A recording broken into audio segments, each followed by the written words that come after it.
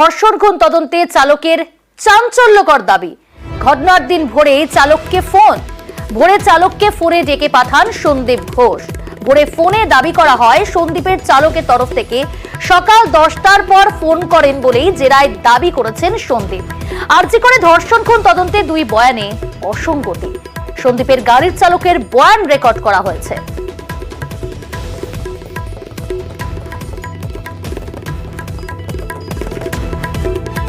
এর আগে আমরা দেখেছি সন্দীপ ঘোষ গ্রেফতার হওয়ার আগে তাকে দফায় দফায় জিজ্ঞাসা করেছেন সিবিআই আধিকারিকরা এবং একটানা জিজ্ঞাসাবাদ, নানা বয়ান রেকর্ড করা হয়েছে। বয়ানে অসঙ্গতি পাওয়া গিয়েছে। এবার তার গাড়ির চালক, তারও বয়ান রেকর্ড করা হলো, কিন্তু গাড়ির চালকের সঙ্গে বয়ানে মিল পাচ্ছেন না। সন্দীপ ঘোষের বয়ানের মিল পাচ্ছেন না তদন্তকারী আধিকারিকেরা। অমিত রয়েছে আমাদের সঙ্গে। অমিত, একেবারে চাঞ্চল্যকর দাবি করছেন এবার গাড়ির চালক। সিবিআই নজরে তাহলে সন্দীপের গাড়ির চালক, কারণ বয়ানে তো কোনো মিলই নেই সন্দীপ ঘোষ এবং তার গাড়ির চালকের। একেবারেই এখানেই সিবিআই আধিকারিকদের মনে আবারও কিছু সন্দেহ জানা যাচ্ছে, কোথাও গিয়ে কোনো কিছু লুকোনো হচ্ছে কিনা। কারণ সন্দীপ ঘোষ দাবি করেছিলেন উনি সকাল 10টার সময় খবর জানতে পারেন এবং তারপরে গাড়ি দেখে তিনি হাসপাতালের উদ্দেশ্যে রওনা হয়েছিলেন। কিন্তু গাড়ির চালক, আজিকা হাসপাতালের প্রিন্সিপালের যে গাড়ির যে চালক, তার যে স্টেটমেন্ট রেকর্ড করা হয়েছে সিবিআই তরফে এবং এমনকি গাড়িকে এক্সামিন করা হয়েছে, গাড়ির গতিবিধি কোথায় আছে, অর্থাৎ জিপিএস সিস্টেম গাড়িতে আছে বলে প্রাথমিকভাবে জানা যাচ্ছে। তার যে গতিবিধি যে এক্সামিন করা হয়েছে সিবিআই তরফে, সেই জায়গায় সিবিআই তরফে দাবি করা হচ্ছে যে এই জিজ্ঞাসাবাদে গাড়ির চালক, সন্দীপ ঘোষের গাড়ির চালক, যেটা সিবিআই আধিকারিকদের কাছে জানিয়েছে যে ওই দিন অর্থাৎ যেদিন একদম ভোরবেলা 6টা বাজার আশেপাশে সকাল, খুব সম্ভবত যোগাযোগ বিচ্ছিন্ন হয়েছে। আমরা আবারও যোগাযোগ করার চেষ্টা করছি। যেমনটা বলছিলাম, সিবিআই নজরে এবার সন্দীপ ঘোষের গাড়ির চালক। আরজিকর ধর্ষণ খুন তদন্তে চালকের চাঞ্চল্যকর দাবি। ঘটনার দিন ভোরে চালককে ফোনে ডেকে পাঠান সন্দীপ ঘোষ। ভোরে ফোনের দাবি সন্দীপের চালকের। সকাল 10টার পর ফোন করেন বলে জেরায় দাবি করেছেন আবার সন্দীপ ঘোষ। অর্থাৎ এখানেই তাদের বয়ানে কিন্তু অসঙ্গতি এবং মিল পেলেন না তদন্তকারী অফিসাররা।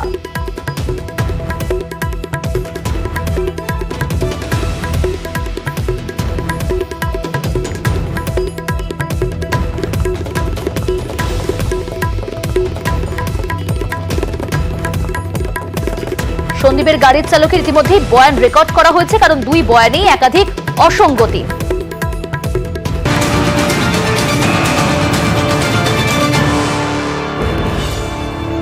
আর এদিকে ইডি তদন্তে আরো চাপে সন্দীপ ঘোষ। আরজিকর দুর্নীতির টাকার হদিশ হাপিস হয়ে গিয়েছে। একাধিক সংস্থা খুলে টাকা সরিয়ে দেওয়ার অভিযোগ। বুঝতেই পারছেন, একাধিক অভিযোগে অভিযুক্ত সন্দীপ ঘোষ। এবার একাধিক সংস্থা খুলে টাকা সরিয়ে ফেলার অভিযোগ তার বিরুদ্ধে। এই দুর্নীতির টাকা, আরজিকরের দুর্নীতির টাকা হাপিস করেছে এইভাবেই সন্দীপ ঘোষ। অমিত রয়েছে। অমিত, নানা অভিযোগে অভিযুক্ত সন্দীপ ঘোষ এবার দুর্নীতির টাকা অন্যত্র সরিয়ে দেওয়া, একাধিক সংস্থা খুলে সেখানেও টাকা ইনভেস্ট করা, এই অভিযোগও তার বিরুদ্ধে।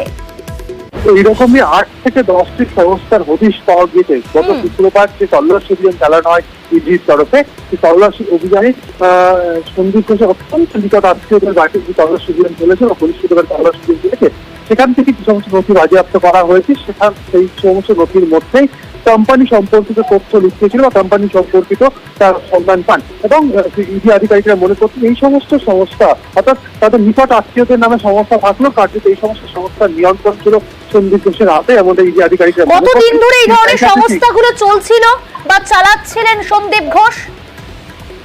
যে সমস্ত এখনো পর্যন্ত যে কোম্পানিগুলোর হদিশ পাওয়া গেছে, কোম্পানিগুলোর যে কবে তৈরি হলো, কার্যকারিতা কি ছিল, সমস্তটা এই মুহূর্তে এক্সামিন করা হচ্ছে বা দেখা হচ্ছে। তবে এখনো পর্যন্ত এই যে আধিকারিক এটা মনে করছেন মূলত এই আর্থিকরের দুর্নীতি টাকা, সেই সমস্ত টাকা এই সমস্ত কোম্পানির অ্যাকাউন্টের মাধ্যমে অন্যত্র সরিয়ে ফেলা হতে পারে এবং অন্যত্র কোথাও লগ্নি হতে পারে, এমনটাই তারা মনে করেন। সেই কারণে এই সমস্ত সংস্থার কোনো এমপ্লয়ি রয়েছে কিনা, বা কারণ একাধিক ডিরেক্টরের নাম পাওয়া যাচ্ছে, তাদের দিনে এক্সামিন করা হবে বা তাদেরকে জিজ্ঞাসাবাদ করা হবে এবং অ্যাকাউন্টগুলো, প্রত্যেকটা অ্যাকাউন্টগুলো কিন্তু তারা নোটিশ রাখছেন এবং কত ট্রানজাকশন হয়েছে বা কোন অ্যাকাউন্ট থেকে এই সমস্ত অ্যাকাউন্টে টাকা এসেছে, সমস্তটা কিন্তু এবার ইডি স্ক্যানারে।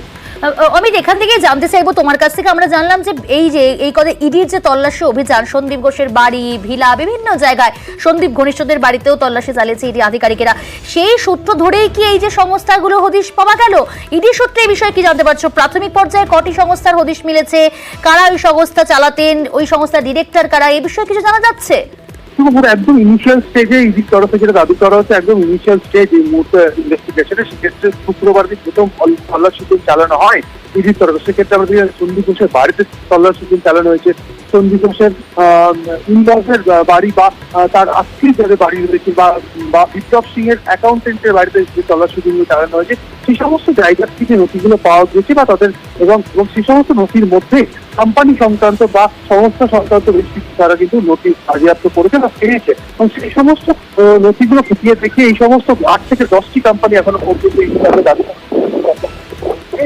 এই কোম্পানিগুলোর ডিরেক্টর পদে সন্দীপ ঘনিষ্ঠ নিকট আত্মীয় বা সন্দীপ ঘনিষ্ঠ ব্যবসায়ী তারা কিন্তু রয়েছে ডিরেক্টর পদে। স্বাভাবিকভাবে এই জায়গা থেকে ইডি আধিকারিকরা মনে করছেন সেই কোম্পানিগুলো মূলত খোলা হয়েছিল কার্যত এই রাজ্যিকর দুর্নীতির টাকা সরিয়ে ফেলার কাজে ব্যবহার করা হচ্ছে। কারণ এর আগে অতীতে দেখা গেছে যে বিভিন্ন নিয়োগ দুর্নীতি সংক্রান্ত যে মামলা যেমন রয়েছে, যেমন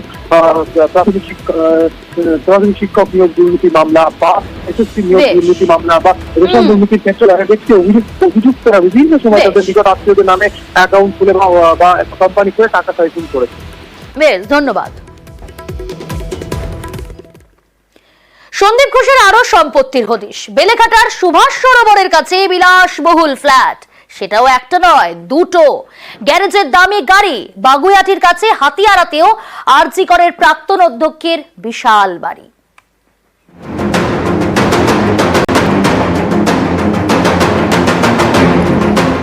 বেলেঘাটায় বাড়ি,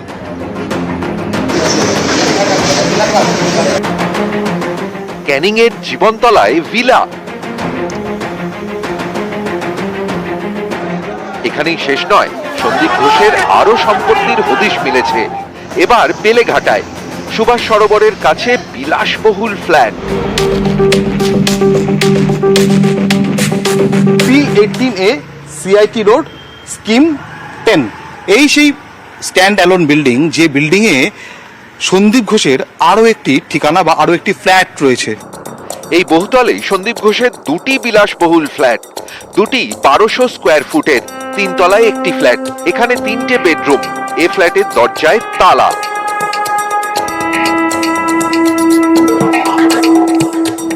একতলায় আরো একটি ফ্ল্যাট। এটি ছিল সন্দীপ ঘোষের অফিস। এখানেই তিনি তার যারা ভিজিটার আসতেন, যারা এখানে তার সঙ্গে দেখা করতে আসতেন, তাদের সঙ্গে এখানে বসেই কথা বলতেন। স্থানীয়দের দাবি, বছর 7 আগে এই দুটি ফ্ল্যাট কেনেন সন্দীপ ঘোষ, এখানেই থাকতেন। পরে বেলেঘাটায় বাড়ি তৈরি করে সেখানে চলে যান। ওই দোতলাটা এই চেম্বারটা বসা হয়ে গেছে। কতদিন ধরে ছিলেন এখানে? ও বহুত দিন আগে বেরিয়ে গেছে। ফ্ল্যাটটা এখন ফ্ল্যাট বন্ধ আছে আর কি, শেষ মানে এখনো মানে 5-6 মাস আগে যখন তখন আসতো ঝেড়ে বেড়ে বেরিয়ে যেত আর কিছু। এই ফ্ল্যাটের গ্যারেজে রয়েছে সন্দীপ ঘোষের গাড়ি।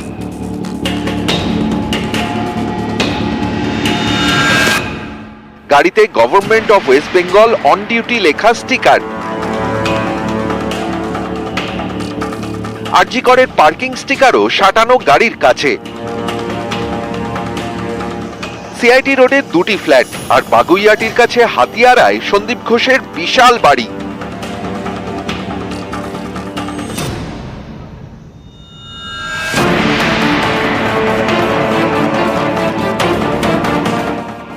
এখানকার নোয়াপাড়া মল্লিক বাগানে 3 তলা বাড়ি।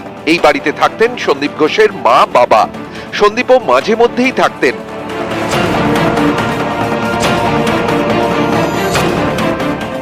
বাড়িতে লিফট বসানোর কাজ চলছিল, এখন বন্ধ। আরজি করের ঘটনার পর থেকে এ বাড়ির দরজায় তালা। বাড়ির দেওয়ালে সাটানো সিবিআই এর নোটিশ। মাঝে মধ্যে আসা যাওয়া করতেন, ওনার বাবা মা এখানে থাকতেন এইটুকুই জানি। গত বছর পুজোর সময় ওনাদের বাড়িতে পুজো হয়, তখনই 2-1 বার দেখেছি। সেরকম তো পাড়ার সঙ্গে কারোর সঙ্গে মিশতেন না। ক্যামেরায় কাঞ্চন ভৌমিকের সঙ্গে পারাদীপ ঘোষ, নিউজ 18 বাংলা। আরজিকর দুর্নীতি তদন্তে আজও সিবিআই দফতরে হাসপাতালের সুপার। তৃতীয় দিন সিবিআই হাজিরা সপ্তর্ষি চট্টোপাধ্যায়। অমিত রয়েছে আমাদের সঙ্গে। অমিত, সিবিআই দপ্তরে হাজিরা সপ্তর্ষি চট্টোপাধ্যায় আরজিকর হাসপাতালের সুপারে। কি জানা যাচ্ছে আজকে কি কারণে হাজিরা, সিবিআই সূত্রে কি খবর?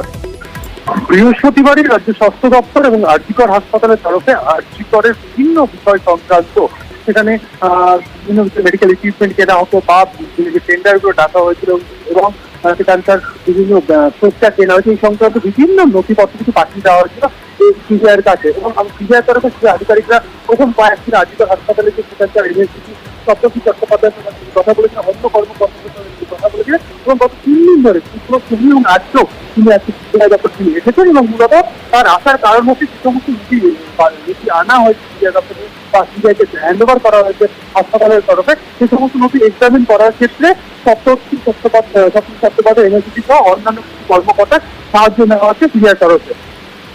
বেশ।